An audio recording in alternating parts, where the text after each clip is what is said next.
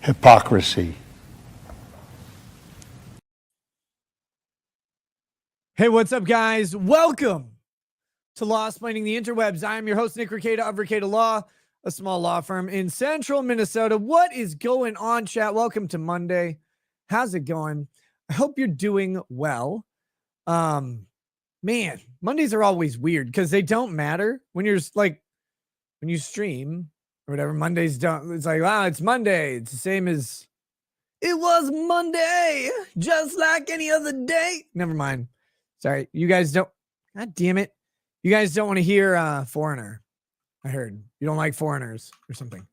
I did that damn thing on Windows. You know, when you grab a window and you accidentally like wiggle it a little too hard and then all your windows clear off. And you're like, I didn't mean to do that.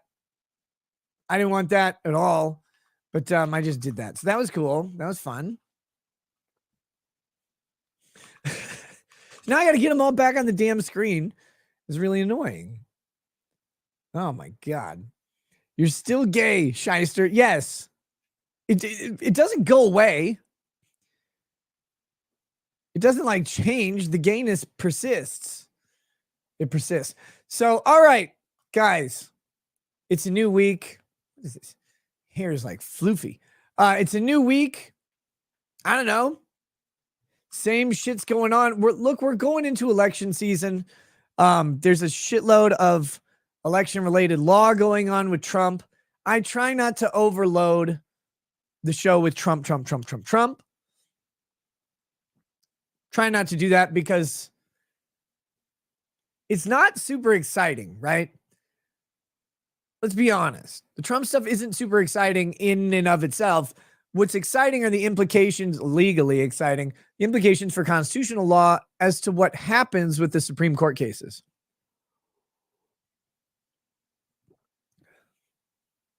That is really where the action is. That is the fucking thing that we need to know is how is this going to affect the power of the president going forward? Is he immune from criminal liability? Can a president steal as much stuff as a BLM rioter? Like, can they walk into a Walgreens and just dump all of the antihistamines into a garbage bag, call the owner Asian and leave? Like you can in Seattle or whatever. Like, can this happen?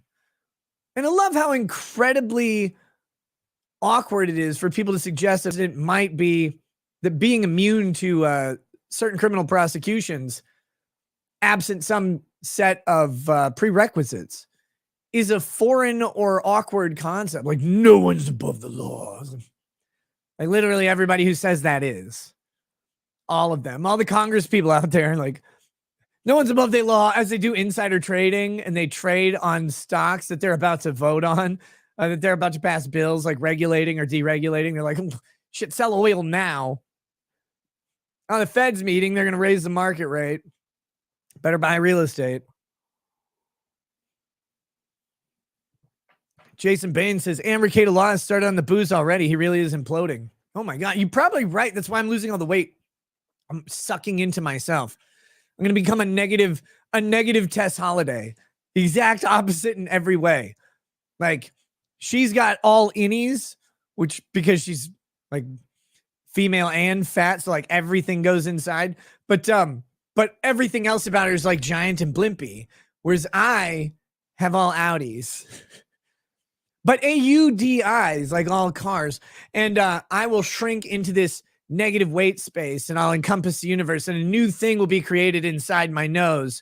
A new universe of power and Polishness. And probably some heretical Christianity. It'll be fantastic. Breck says it closed the documents case on Biden today. No charges. We knew that was coming. Like Richard Herr, I think. I swear the assistant U.S. attorney, his name is Dick Herr. Is it Richard Herr? Come on. It can't be. Hold on. Biden special prosecutor Herr. Robert Herr. Oh, good. It's just a Bob Herr.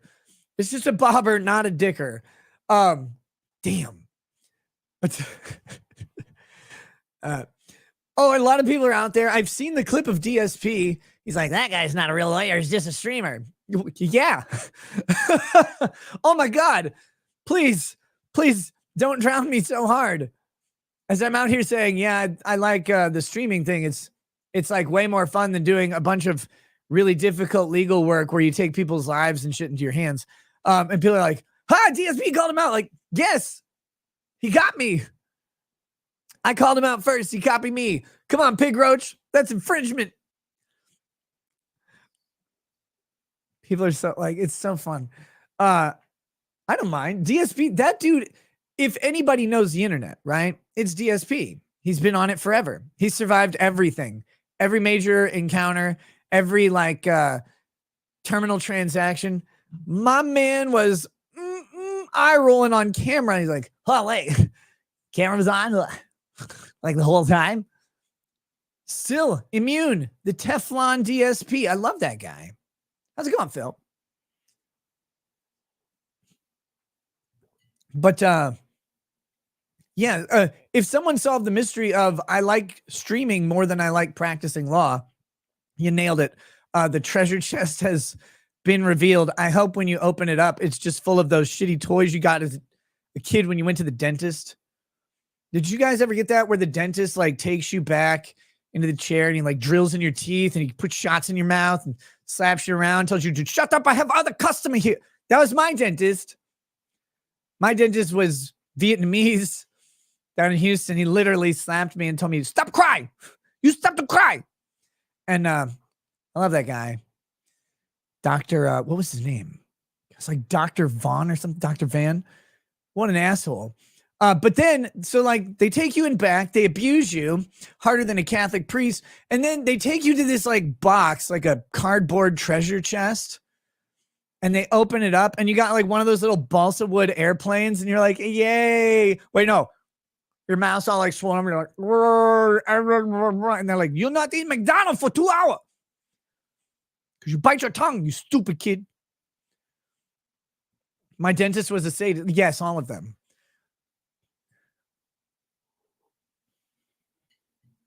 But it's yeah, that guy was weird. He would tell my parents that he would give me Novocaine for dental work, but then he wouldn't do it. Like, because he was an asshole. So he saves money, I guess. I don't know. I didn't like dentists for a while after that. But I moved away from him. I went north. To Minnesota, the land of communism. He was a South Vietnamese, I guess. I actually don't know if he was Vietnamese, but in my head he was. Does it matter? What brand? Never mind. Billdozer74 says, God damn it, his nose got stuck in the door frame again. Got to look into that grant for home modifications for excessively nosed peoples. It is a plight. My back hurts every day. Women complain about large chests. Oh, you know nothing. You know nothing, Jon Snow. My entire back muscles just strain the unrelenting pressure gravity exerts on my face. Fiery Red Podcast. Nick sent an email from Fiery Red Podcast. You don't need to read it all on air, all of it. But if you're willing, please share my funding link. God bless y'all. Wit Grabitus. Welcome to Paralegal Status. Dusk Lights. Member chat. Been a member for months. Says sounds like my orthodontist. Wait, but orthodontists, they don't normally numb people, do they? They just put those railroads on your face. They're probably Asian too. They're good at railroads. And they put those all over your teeth. And then they do that thing where they're like, oh yeah, we're going to tighten these things up. And you're like, what does tightening braces actually do? Because there's a bracket that sits on your tooth. What you find out is they take this little thin wire and they wrap it around something on your one tooth. And then they take needle nose pliers that are still rusty from working on their motorcycle. And they're just like, and they spin them around. And you're like, this defies physics. How does this even work? This thing is just freestanding on my tooth and spinning in a circle. And all you know is pain. Your world goes dark. Your tooth throbs into midnight. And then afterwards, they're like, oh yeah, what color little like rings do you want on your braces? I'm like, the color that stops the pain. And so they put white ones on there. And that doesn't help at all. I don't know, man. Orthodontists are weird. I don't get braces. I had them for a long time. They straightened my teeth, and then I took them off, and my teeth stopped being straight. Like they started going back their own place. It's like Lord of the Ree says, Nick, have you ever been to Poland? No. I went a few years ago, and it was pretty amazing and overall a beautiful country. I'd like to go. Only complaint is how hard it was to find a restroom because they were all occupied. I don't even know why that's funny.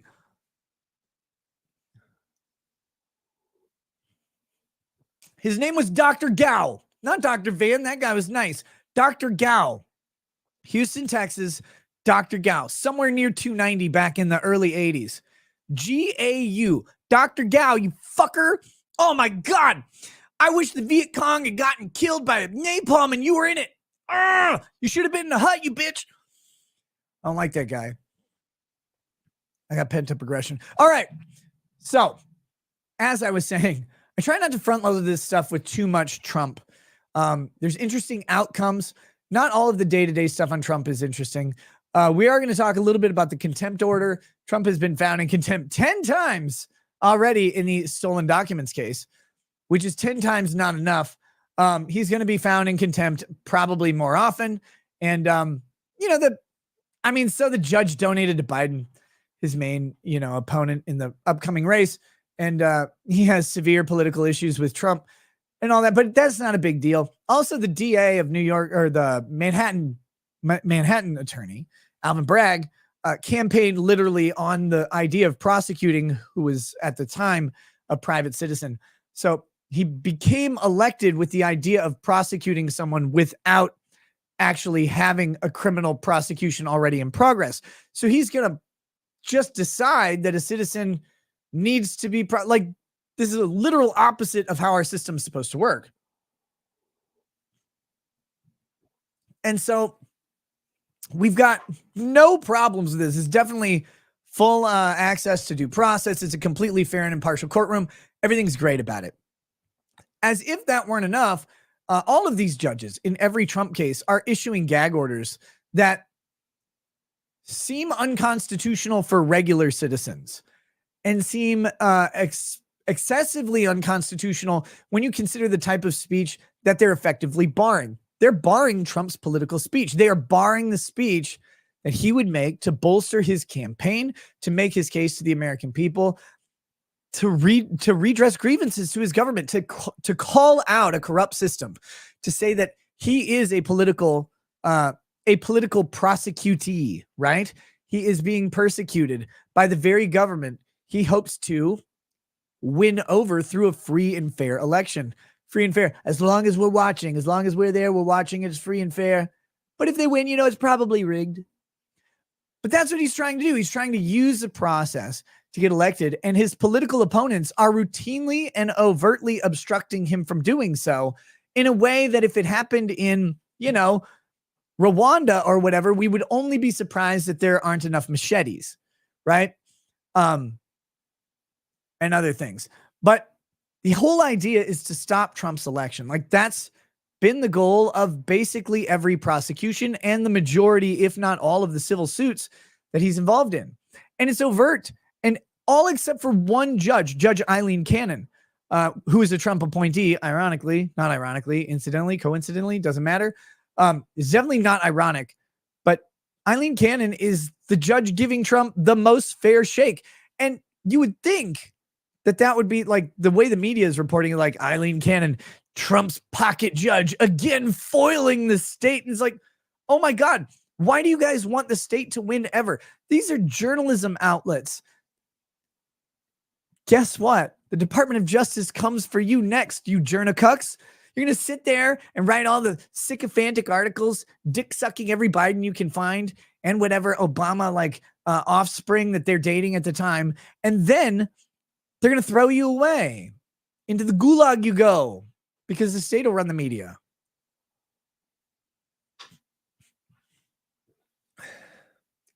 Can you explain why Drexel has a Baldo and leaves it at your house, buddy? Kind of odd. Well, he got the Baldo as a joke, and he brought it over here, and we opened it up and laughed about it, showed it on air, and then it just sat there because he never used it. And it sat there for like 5 months, just sitting on I have a little whiskey barrel here that holds liquor, and it's just sat there. And one day he came on the show again. I was like, will you take this damn thing back? Like, go find someone and shove it in them. I don't need this. It's hilarious. I haven't seen it since. I don't think anybody else has either. There's probably a Detroit police officer who walks funnier now. Yvonne626 says, when you shake a Windows window and all the other windows disappear, just shake the same window again for all of them to come back. Wait, what? That works? I'm not trying that shit. No way. That is a recipe for having to reset all your windows manually again. So there you go. There you go. But so we have Trump contempt. That's the main thing we're talking about with Trump today. Merrick Garland they're going to try and hold him in contempt of Congress. And this is uninteresting in a weird way because it doesn't matter. If Congress holds the Attorney General in contempt, what they would have to do, or what the result is goes to a vote in the subcommittee, and then it goes to a full House vote. And if they win the full House vote, they recommend contempt charges to Merrick Garland or against Merrick Garland. And where they send them to is the Department of Justice, which is run by Merrick Garland. And so Merrick Garland's office gets to decide if the Republican request for contempt charges against Merrick Garland amount to an actual prosecution. And I can tell you the answer to that question. No. Nope, they're not going to do it. They're not going to. So the Republicans are making like a big show of it, which is fine. I mean, Merrick Garland is refusing to turn over documents that are requested by subpoena. And if you were to do that to Congress, they would hold you in contempt too. You'd get charged by Merrick Garland. Merrick Garland isn't going to charge himself. And it gets into this quintessential question of when the government cheats. And they do all the time. In the court system, who punishes them? And the answer is no one. No one punishes the state. Like, yes, the state will get sanctioned from time to time. Oh no, state of Minnesota, your lawyers did some shit. Your state of Minnesota has to pay a sanction. And the lawyers are like, yeah, fuck you. They don't care. Now, of course, lawyers can even state attorneys, prosecutors can individually violate their ethics violations and get individual sanctions. That can happen.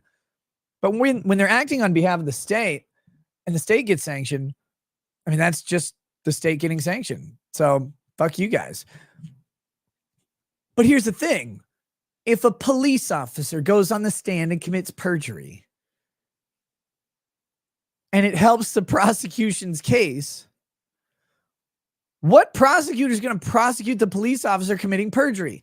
Now, there is a limit, obviously. There is a limit where the offense becomes so great that the prosecution becomes basically required, right? You can understand this concept that eventually it's bad enough that they have to acknowledge it. Like with Jared Fogle, right? Like eventually he was touching enough kids' meals at Subway that they had to say, look, man, go to prison. But minor lies and perjuries happen all the time, especially from the state. Improper prosecutions happen from the state all the time. If it's not sufficient to actually merit dismissal of the case, and oftentimes it should be sufficient, but the judge will just determine that it's not. If it's not sufficient to impact the overall prosecution through a dismissal by the judge, then what happens is nothing. Because why would the prosecutors, why would they punish the people who helped them out? Why would the state punish its own agents for helping out the state? And there is no effective way to get the state to punish itself. With Merrick Garland especially, like we're talking about the highest level law enforcement officer effectively in the nation as the attorney general. So, but is that bad? Like if you think about the separation of powers, do we want Congress to just be able to raise contempt charges against the Department of Justice and effectively hamstring the executive branch? So that becomes a more complicated question. But we really do need to tackle this at the lower levels because it matters a lot to people at the lower levels. So that's that. We also have racist voting laws, which is I started an article and I was like, well, this isn't interesting. And then it was. It's about Louisiana, who's trying to redistrict to comply with the voting right. Well, actually, they're trying to redistrict to not comply with the Voting Rights Act. Then they got slapped and had to comply with the Voting Rights Act. And their solution was hilarious. It's super racist. Then a federal court's like, yeah, actually, I don't think you can do that because that's really racist. And so that doesn't comply with the Voting Rights Act either. And now there's this weird question of how do we do this? Like, how do we allow redistricting to do this specific thing to target race? And because you're not supposed to. Like when you redistrict a congressional map for a state, you're not supposed to do it based on race. But then you find out that all the lawsuits raised challenging the congressional redistricting, or gerrymandering, as they love to say, focus specifically on there's not enough black people. There's not enough black people in each of these districts. This one has to be majority black and that one doesn't. And you're like, well, but that's kind of like, instead of focusing on the geography or like the political demographics or like trying to maximize Republican votes in a district, what you're actually just doing is saying, we want black people in these districts to outnumber white people. And that's actually what they're doing. And then they draw the map and it's like, yep, we created a majority black district right here. How'd you do that? We drew a peanut in honor of George Washington Carver around New Orleans and its prison. So we got more black people than white people by doing that. And then like, well, how are you going to get the other one? God, I don't know. Put an Eric's bike shop in it, maybe? I'm not sure. And they literally just create a district that is specifically majority black openly. And you're like, that's not what that says. That's supposed to be illegal. And they're like, nope, that's the way it goes. So I wanted to talk about that article because it's mind-blowing. And it's the same thing that we come into with all of these civil rights cases that have come up since the Civil Rights Act of 1964. Ultimately, the purpose of that act, when it was passed and how it was passed, is a really complex story of compromise where the Democrats had to admit that they were super fucking racist. And no, I'm not even joking.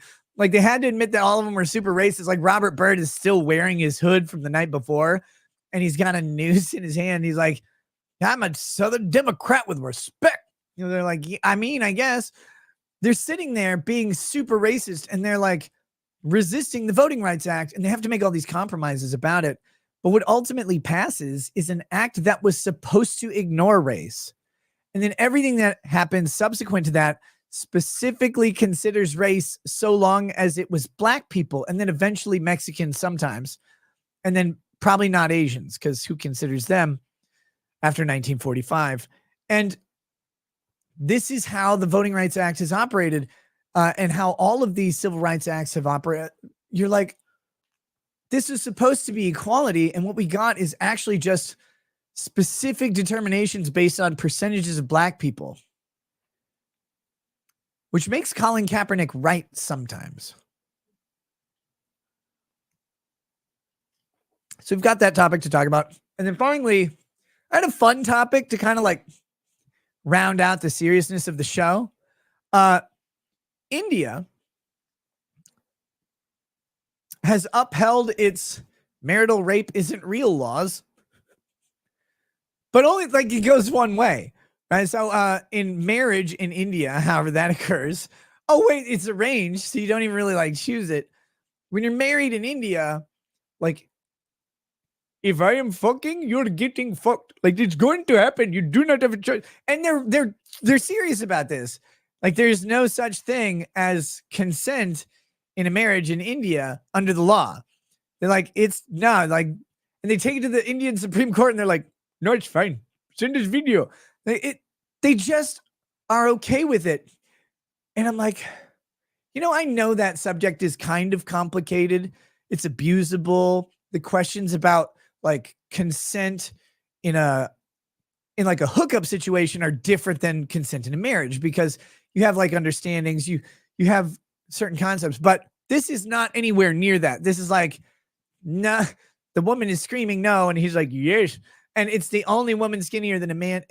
And so like he's able to overpower her, and that's just fine. And they're like, no, this is what we want. It's like, damn. And it makes you realize that those places still exist and are huge, huge political powers in the world. So I wanted to round out with a feel-good story about marital rape, because who doesn't want to end a show on that? But if we're not done with the show yet, like if those topics don't carry us all the way, I do have a feel-good story about a teacher who was just charged 3 months before her wedding, which is really tragic. She was 3 months away from getting married, but she was charged with making out with a fifth grader and sending intimate text messages to the fifth grader about how he's so much more mature than all of his friends and all of the adults she knows. So I thought that would be a good story too to talk about. But maybe not. I don't know. We'll get there. Read Unbreaded to end the show. That's a good idea. That's a good idea. We'll do Unbreaded definitely one night this week. Maybe two. Maybe I have a night. Oh, here we go. Fifth grade. Yes, Alex Scott Thompson. That's fifth grader. As in 10-year-old turning 11 that year. Was the fifth grader. The 24-year-old teacher. And she had to break it off. Like she in the article, they actually have the goodbye text where it's like, well, I'm going to get married. So you gotta stop this because I don't want to cut my husband with a fucking 11-year-old. Like, oh my God. But hey, that's public school for you, and never change public school. Just put all the teachers in a blender. So yeah, I hope those are acceptable stories for you. It's in Wisconsin though. She was probably drinking at the time. But let's go with this. Let's get this. Let's get Merrick Garland out of the way first, because Merrick Garland has always been a sort of cast aside character. You imagine like, hey, I got nominated for the Supreme Court, and they just never vote on you. Like, yeah, sorry, Merrick. Goodbye. See ya. You know what's interesting? They never voted on Merrick Garland, right?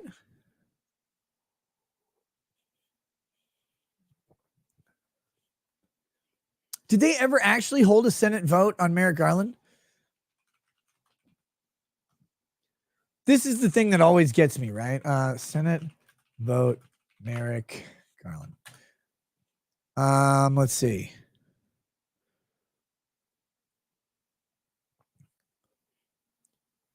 He was confirmed by the Senate as Attorney General. Let's see Supreme Court. I don't think he was ever voted on. They voted. Nope, that's his fucking. Immediately following the president's announcement of Garland, Senate Majority Leader Mitch McConnell announced a firm refusal to consider nominees until the next presidential inauguration. They voted to abstain from voting on him. They denied it because it was an election year. Okay, so here's a weird thing. This is actually really okay. Let's think about this for a second in the concept of constitutional authority and power. So the president has plenary authority in his power of nomination. He nominates someone, and the Senate has plenary authority in confirming an officer of the United States, right? So the Senate votes to confirm the nomination made by a president. And how they do that is up to them. But, nomination lapsed without action. How does it lapse? Where's the lapsing? Is that in the Constitution? I don't think that there's a lapse. Expiration of nomination. So here's what Wikipedia says. Under long-standing Senate rules, nominations still pending when the Senate adjourns at the end of session are returned to the president unless the Senate, by unanimous consent, waives the rule. Garland's nomination expired on January 3rd, 2017. after languishing 293 days. Barack Obama was succeeded by Donald Trump. President Trump nominated Gorsuch to fill the Scalia vacancy. Gorsuch was confirmed. 2 years later, in May 2019, Senator McConnell was asked what he would do, blah, blah, blah, blah, blah. Okay, so conceptually, the Senate has rules. The Senate makes their own rules for their procedure. But is Merrick Garland still nominated as a Supreme Court justice? I think that's a legitimate question. Because there's nothing in the Constitution about any sort of time limit or time frame. So the only thing creating it is the in-house rules of the Senate. The Senate is, oh, well, we return the nomination, whatever that means. I don't know if returning the nomination is in the Constitution. I wonder if a Democrat Senate could just go ahead and vote on Merrick Garland's appointment. This is the shit that gets me interested in the separation of powers. Because Merrick Garland was nominated by a president who was sitting at the time. The Senate has plenary authority to hear that nomination, hold a vote. They never held a vote. They abstained from voting and they returned the nomination, whatever that means.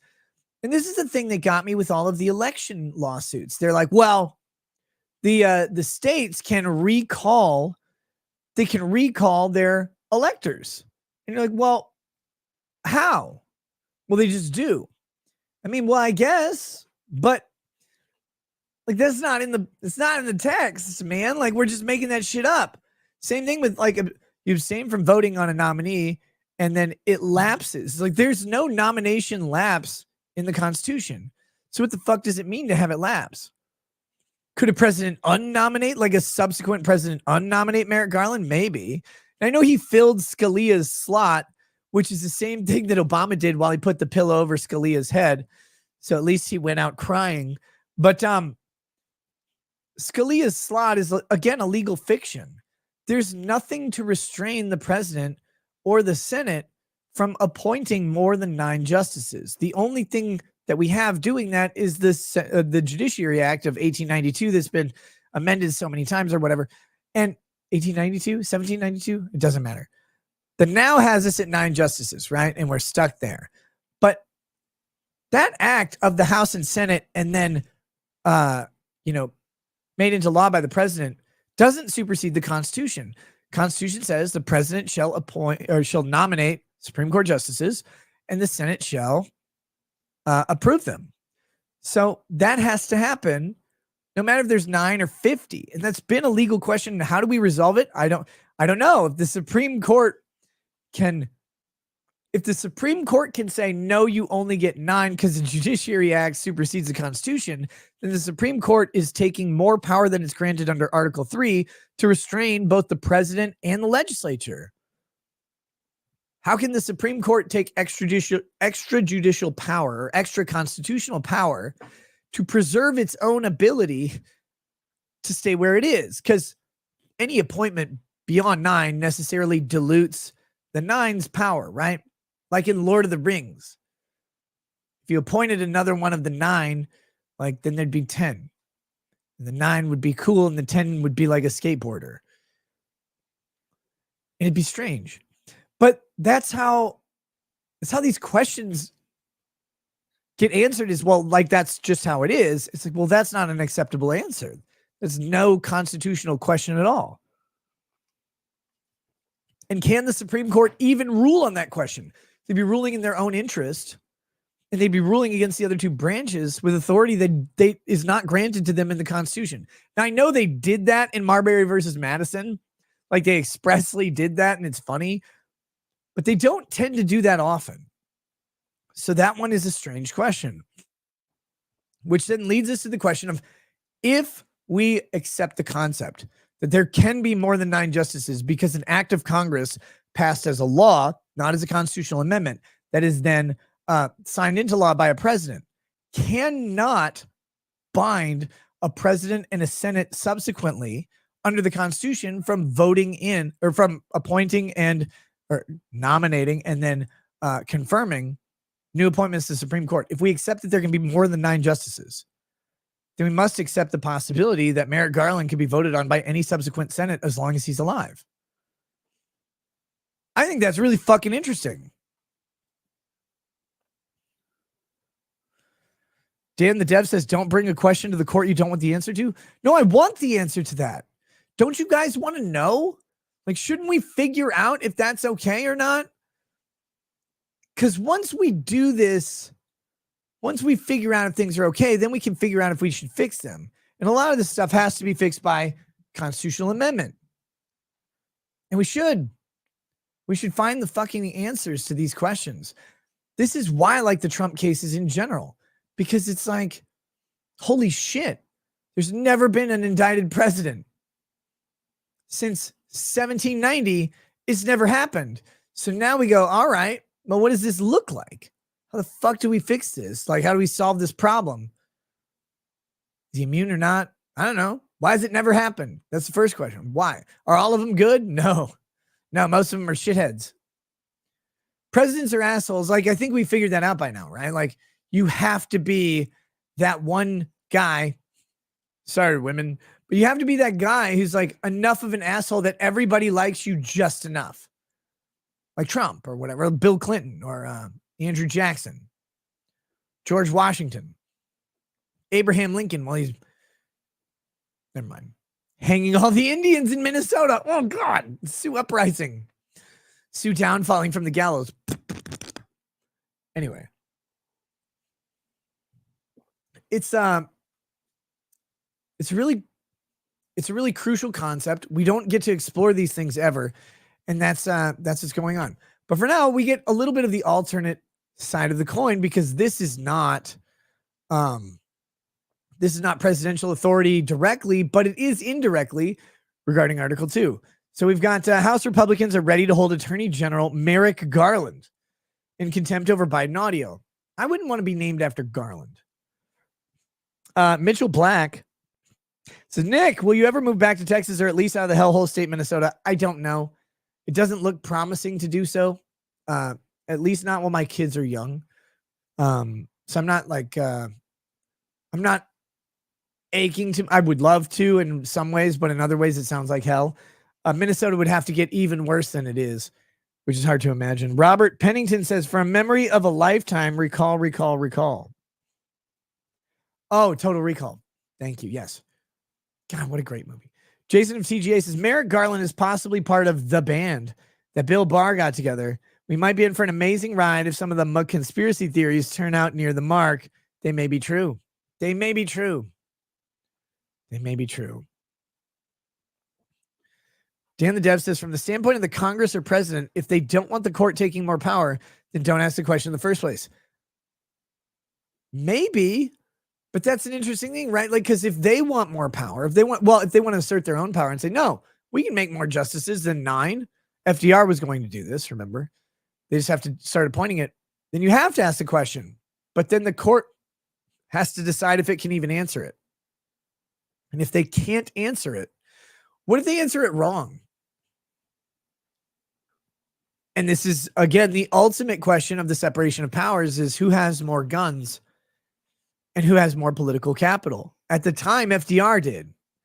FDR's like, look, Supreme Court, I'm going to eat all your burritos.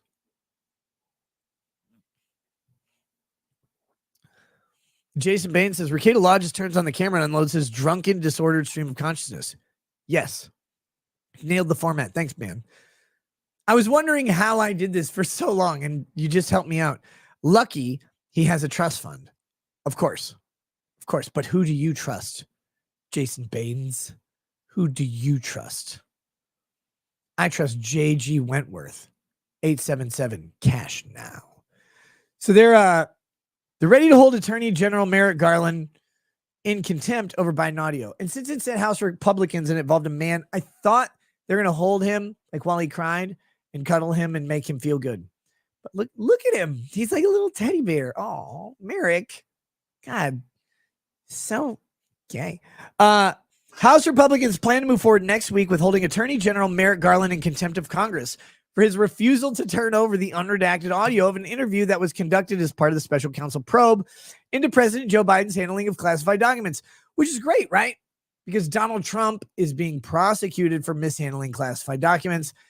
Joe Biden is obviously not being prosecuted for mishandling classified documents. And the funny thing is, President Trump was president, so in theory could like actually declassify the documents. Vice President Joe Biden was not president, so in theory he's just a bitch who has no authority to do any of that shit at all.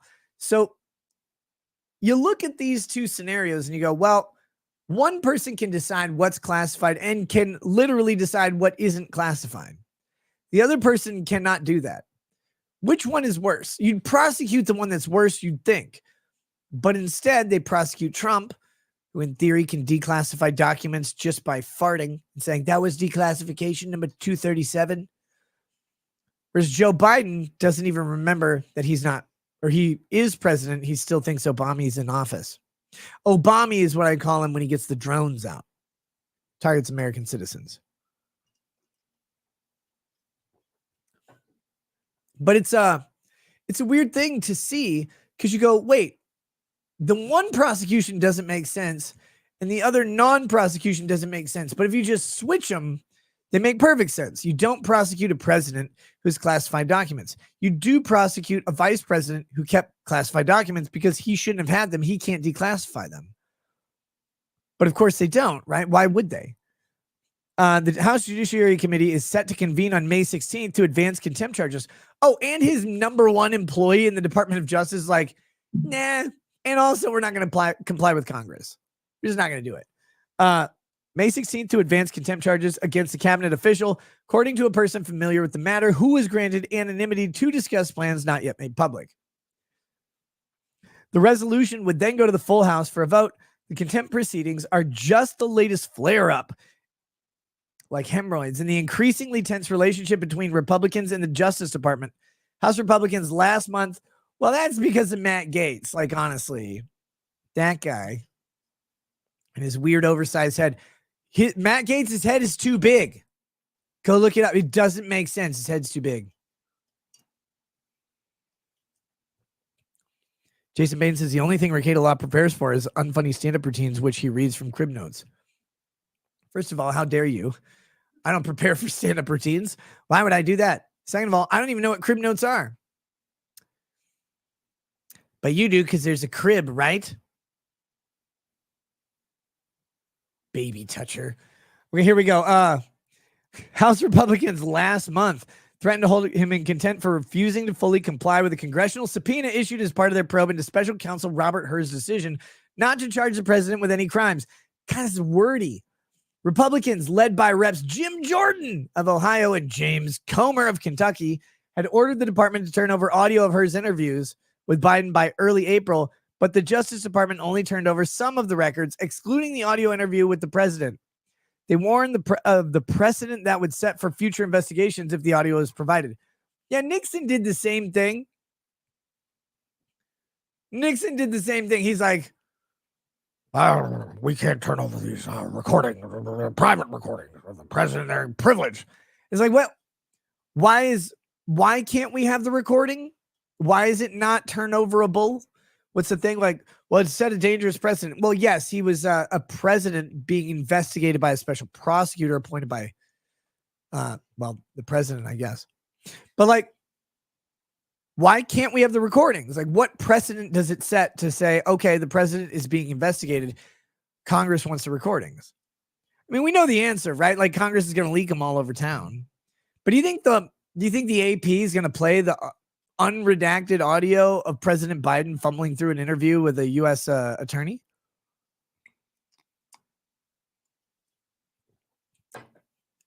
Like, they're gonna edit the shit out of that.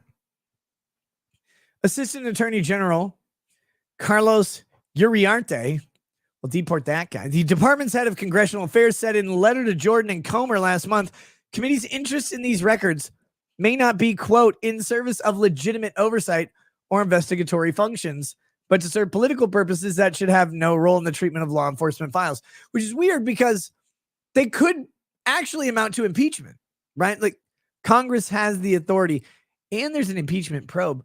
But even if there's not an impeachment probe, Congress should be able to request these documents or this recording for the purposes of determining whether to impeach the president for high crimes or misdemeanors that may have been revealed in the Department of Justice's interview.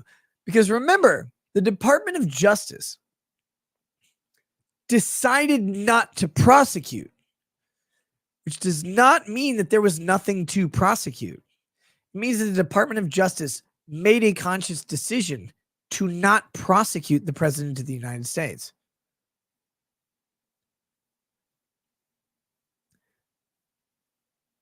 If you get arrested for disorderly conduct and they asked why you shoved a slice of pizza in that woman's mouth and then punched her in the nose,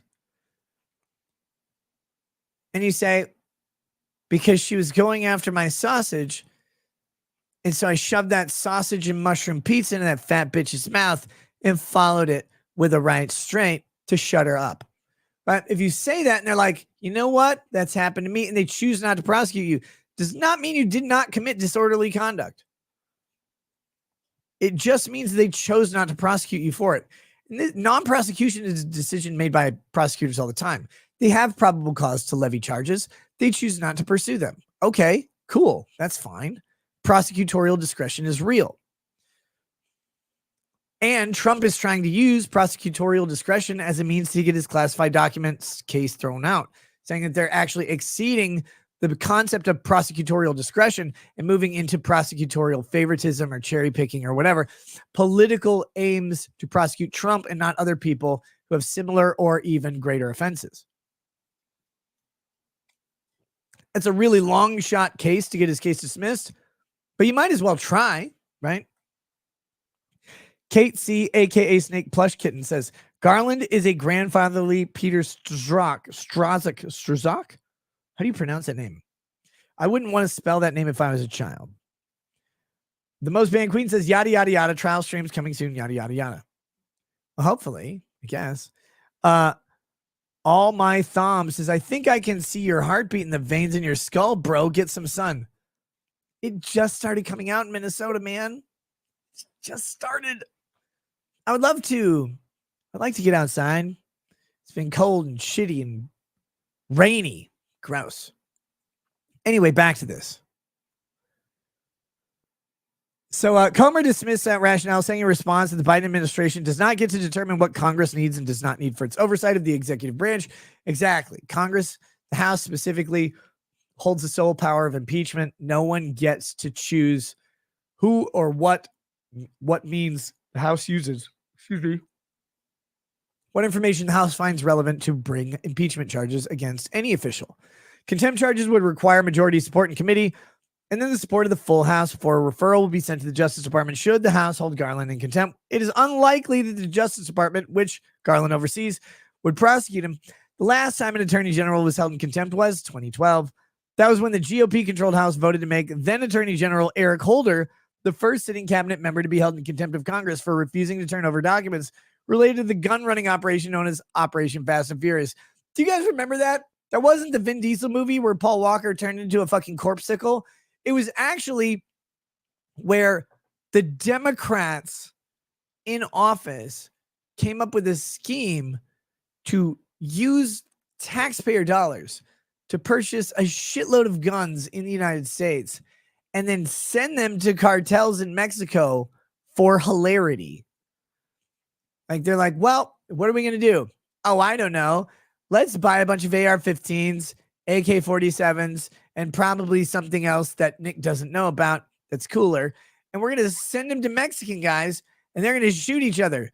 And then they're going to shoot border agents with the guns that the Obama regime literally sent over there. And then they're going to be like, you know what? I'm not sure this is a good plan. It was a good plan, actually. What was the plan? Well, we were going to send guns to bad people across the border. Wait, the plan was to send guns to bad people across the border? Well, yeah, because that's why. That doesn't make sense. Like 2 or 3 guns? No, like a lot of them, like thousands. Just a shitload of guns. Why is that? Well, partly to raise the price of guns, like to artificially increase demand, and also to like set up a system where bad people have guns and kill other people. Because Because that's what Obama did a lot, actually. When you really think about the Obama presidency, you're like, what is the hallmark of Obama's presidency? Oh, yeah. Setting up people to kill other people. Because he's from Chicago, and that's all he knows. It's like, oh, he's like, Obama's like probably the biggest racist out there. He's like, wait, black people? Just shoot them. That's what we do back home. That's probably his white side.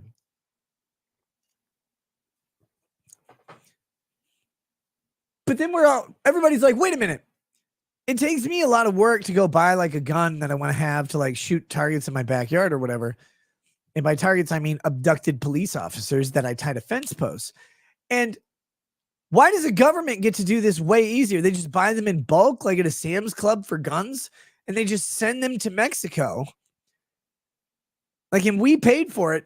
And then when they get called out on it, they're like, oh, well, I mean, kind of. We kind of did that. Like, shit. That plan was like at the bottom. It was like between two other more important plans. We saw the two plans and we just like, that was a one page and we sent that out. It just happened. You're like, that doesn't make any sense. Mr. Holder, can you tell about like why you guys are lying about it? He's like, well, it depends on what you mean by lie. Cause like, there's like a lie and there's a thing you say that you know isn't true.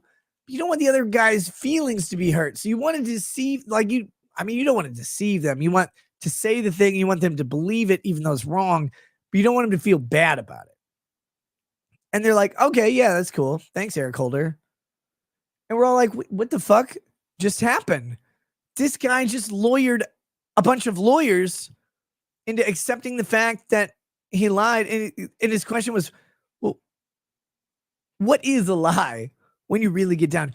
It's like one of those Southern Baptist black pastors who like all these poor black people donate a bunch of money to, like that Maddie Notage or whatever on YouTube. She's a faith healer through YouTube. She's great. And she's like one of the top, she used to be one of the top super chat earners. I think she got demonetized for being horrible. But they take poor black people and they take all their life savings and they go and buy awesome cars and like planes like that Creflo Dollar guy. And they buy cool houses like Dave Ramsey or whatever. And then they're like, well, like, what was your plan? They're like, well, to talk to black people and have them give me money to tell them about Jesus. Like, but you could have done that for like free. Like a lot of people do, like a small salary. And they're like, I know, but I wanted to take money from poor black people and buy a Cadillac and then a Cadillac to ride on top of my Cadillac. And you're like, oh, that's good. I guess that makes sense. And this is the Obama strategy and Eric Holder, which I guess they're Southern Baptists too. No, wait, Obama was like a Unitarian. No, he was a liberation theologist. That's right. So same thing. Liberate black people by taking their money because money is a shackle. And they just took money from people and did a bad thing. And everybody's like, no, this is fine because it's all for God or whatever. And for obviously, like for people voting for Obama, God was like the first black president.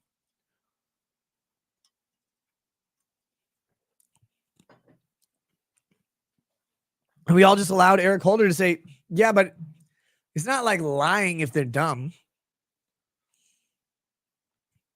Okay, cool. Jason of TGA says, if Trump turns out to really be Batman, then chat owes me a beer. I don't know, man. He's got a fat booty. I don't think Batman had a fat booty like Trump. I know the roundhouse kicks would be vicious, but I feel like he doesn't run a fast 40 meter, you know?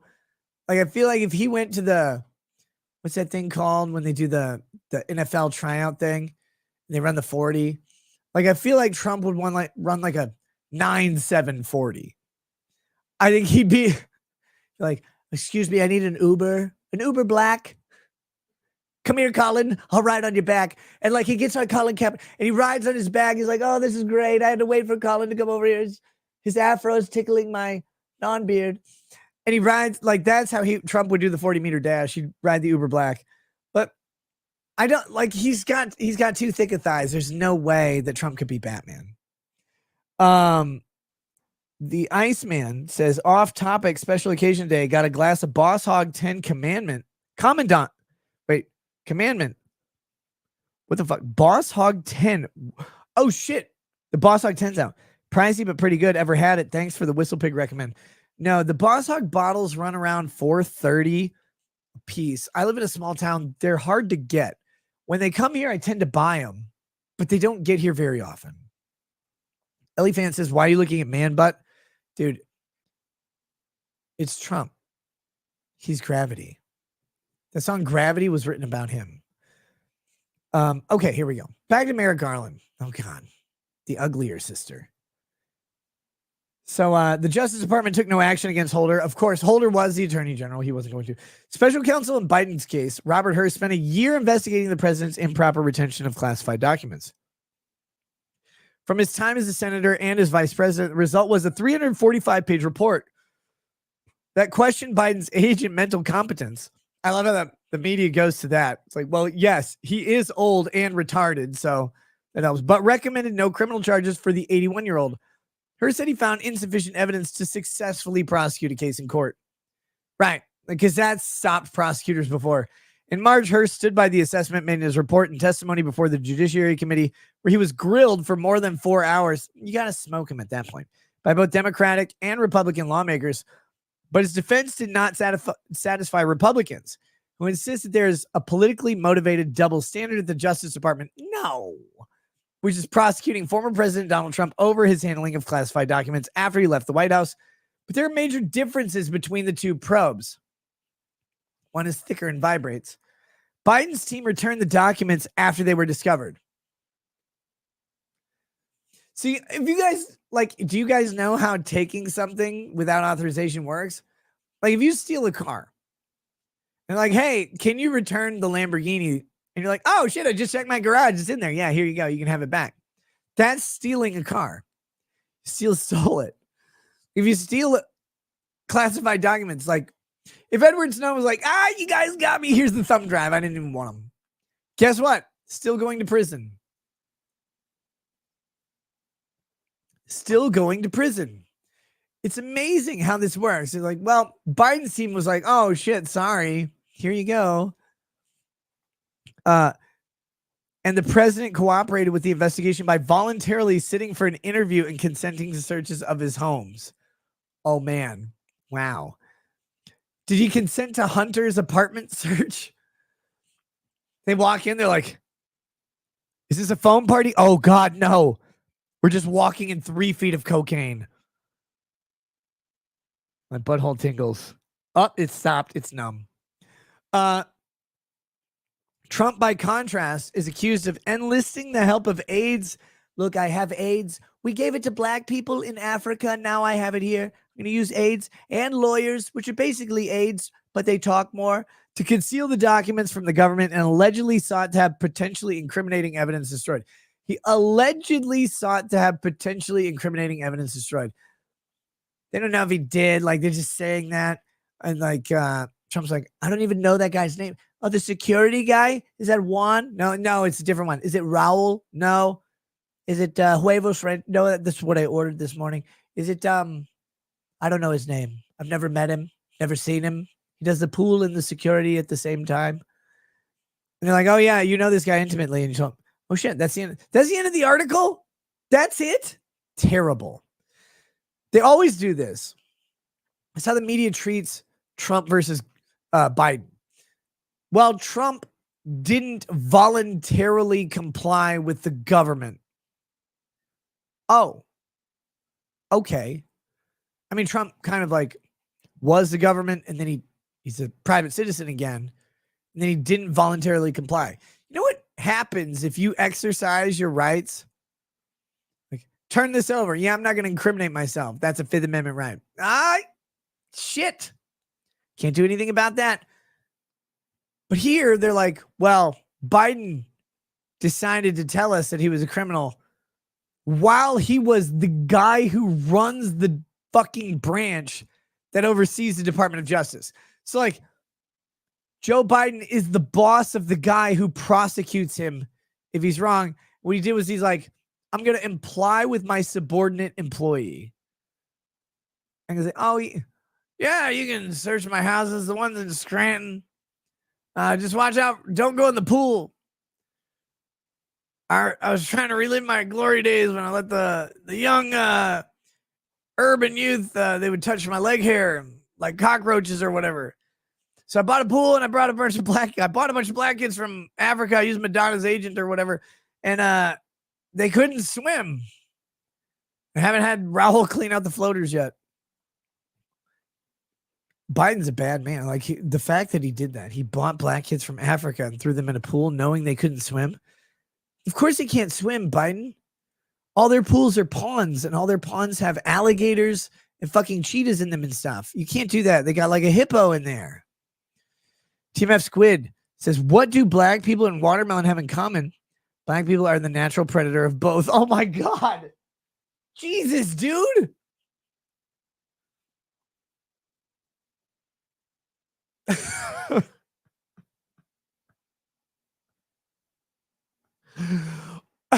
I should have waited for Rumble probably to read that joke, but I regret nothing. I regret nothing. Oh my God.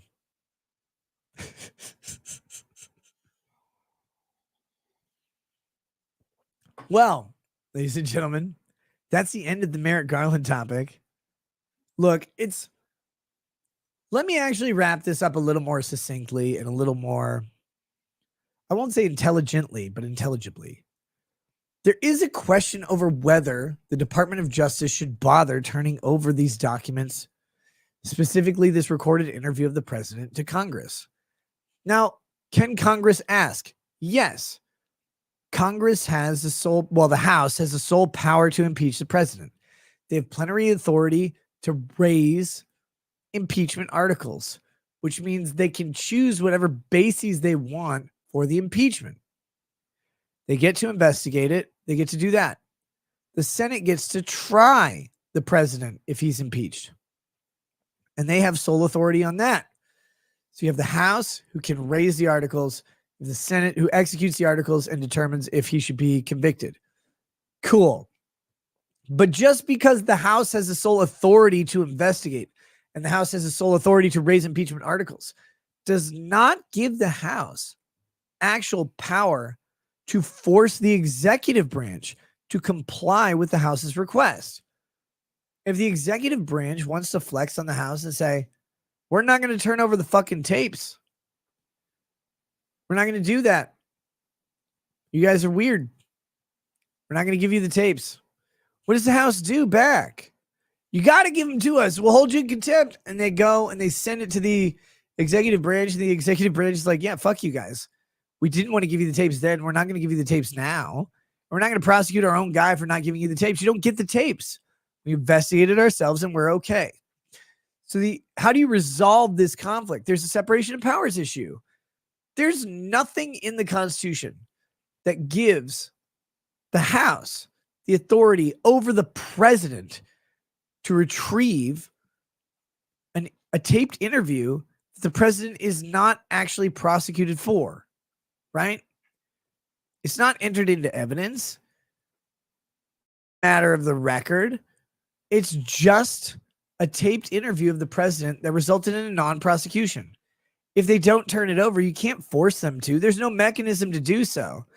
Like you can maybe like wiener wrestle Biden and stuff and like try and like that's where you lay down on your backs and you have both of you have your penises sticking up and you try and like push the other one over. They do with leg wrestling too, like Indian leg wrestling. We called it back when we were allowed to say funny things. But like if you don't have an Indian or a leg, you use genitalia. But you can try that, but nothing will work. Like you can't force him to do it. There's no mechanism for the House to force the presidency to do it. It's all political will, political power, political capital. What does the public think of each of these entities? Can the president afford to say no? And if they do say no, what does Congress do? Well, you can impeach him. You can impeach him. Thad the Man says, I thought that was resolved with Nixon. Oh, with Nixon, it was resolved. They said that a subpoena, a court subpoena, must be answered if it is not a matter of the president's record. So it's not part of the executive authority. These are personal records kept by Nixon. Yeah, those are subpoenaable. They can get that information. Right now, there's not a criminal case.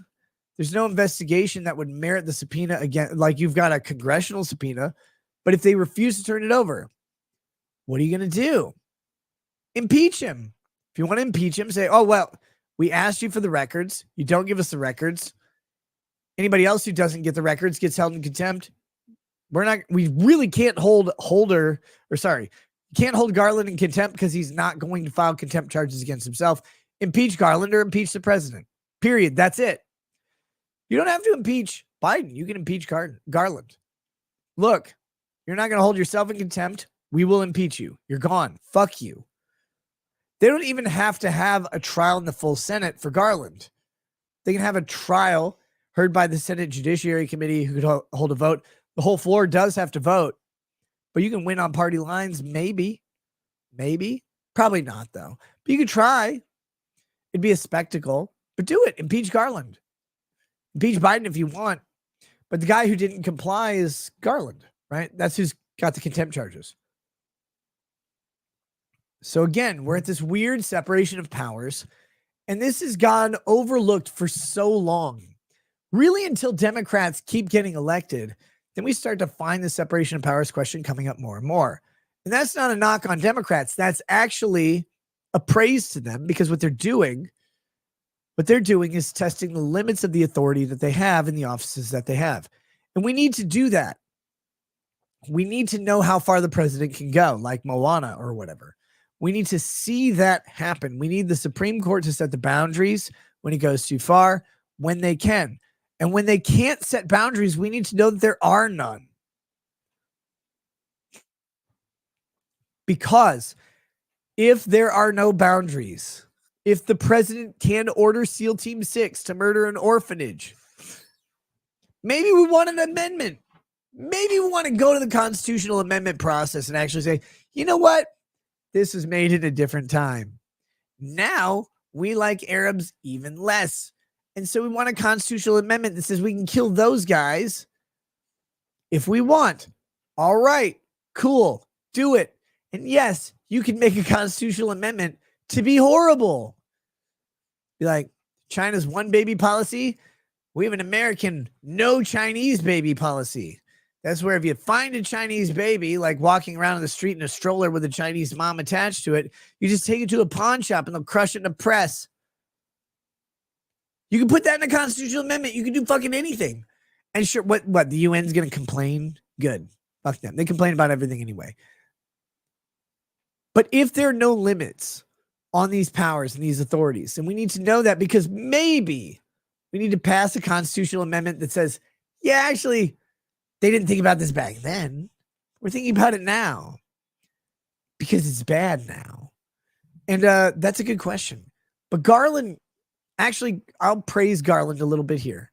Yeah, flex the executive authority on Congress. Congress sucks. I don't care who runs it. It's not a Republican versus Democrat issue. Congress is a bunch of bitches. Republican congressmen trying to fuck men at airports. Democrat congressmen trying to get fucked by men at airports. Both of these people are bad. Don't get fucked by men at airports, and don't fuck men at airports unless you're married to them, you weird homos. Get on the goddamn plane. Why are we waiting for you? You're in a bathroom. You're holding up. They won't even let us board because they're waiting for you and your cool first class Secret Service baggage or whatever. Get on the fucking plane. Stop getting plowed out in a fucking bathroom stall. Jesus Christ, I hate that guy.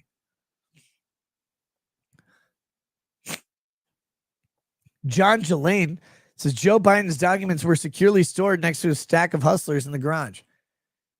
Can you imagine how old the Hustler magazines Joe Biden had? Like, it was when they were cattle hustlers. So it's just naked pictures of cows. Which is kind of what like a 2024 Playboy probably looks like or whatever. But man. I jerked off in the articles. I never looked at the pictures. No, that was Playboys there that had the articles. Hustler just had tits. I didn't jerk off to those. They didn't look like cockroaches. Saucy. All right, here we go, guys. We are going to flip to Rumble. We're going to do that. Oh, Jason TJ says, I love how Nick calls the house weirdos when he is much like most of them. Wait, that's because I drink a lot and I'm a lawyer. I'm on to you, Jason of TGA. I'm not elected, though, so that's okay. Also, I don't have a basement full of children like most House members do. Well, I mean, actually, no, you know what? I do have 5 of my own kids. Like, mine are my biological children. If I were a House member, they would be undocumented anchor babies that they keep in like a vat. Like a nutrient drink, like a Pedialyte. They like throw the little babies in a Pedialyte thing until they grow up into children and then they touch them. Because congressmen are gross. Have you guys ever read the stories of like what congressmen and senators do in DC? Like they go out to a bar. God, there was this guy. Is when Ted Kennedy was still alive. None of his girlfriends were or whatever, but like because they're in the river. But Ted Kennedy would go out with this other fucking degenerate. They go to this bar in DC, and the one guy who's like a fat, slovenly, like Southeastern European, and you're like, oh God, the olive oil is just pouring out of his pores. And he would just grab waitresses by the tits and pull them onto his huge lap and just sit there and like grope them all over. And then he's like, give me a pina colada or whatever. And like these stories are there, and they're Ted Kennedy, like who's right there, like throwing dollars at him. Well, hundreds because he's a senator. He's like, and a Kennedy. And they're like, Ted Kennedy, the lion of the Senate, standing up for the rights of the groped waitresses everywhere because at least he threw hundreds at him. Dude, these guys are nasty. They're horrific people. And you go, oh my God. Like when you start reading the stories of congressmen and senators going out, you're like, that would be funny if I was watching this in an episode of something starring Jeremy Piven. But Jeremy Piven isn't in Congress. Those guys are older and less cool than him. Well, he's old now, but you know what I mean? Back when he acted instead of just was. And like you'd be watching this on TV going, this can't be real. And then the real stories are way worse. You're like, oh God, who is that guy? Jesus Christ. I wish I remember that guy's name. It was a specific story about Ted Kennedy and this other guy. And it's like, oh my God. They just go in and they just go into these restaurants and just grab female waitresses. And you're like, Jesus. Anyway, so more of a lawyer than you'll ever be. Yes, Ted Kennedy. Absolutely. He can have that. He can take it. He can put it in the trunk of his car and throw it in the river. All right. We're going to go ahead and switch over to Rumble. Thank you all for hanging out with us on YouTube and Rumble. But to the YouTube people who want to keep following the show, click on the Rumble link, which is in the pinned chat on YouTube or in the description on YouTube. Come hang out with us over there. We've got much more show to go. We've got this 25-second transition, which you can only find currently in Thailand. And then we'll keep going. But we should have a full week of shows tonight. As I say that, I realize I'm condemning myself to canceling 18 shows in a row. But should have a full week of shows tonight. So thanks for hanging out. We'll see you at 11. I am looking to do some daytime stuff. I know I keep saying that, and my days keep getting fucked harder than a Senate page. And that's too bad. But we'll get there eventually. All right, guys. Over to Rumble. Have a good night, I guess. Day, morning, whatever. Peace.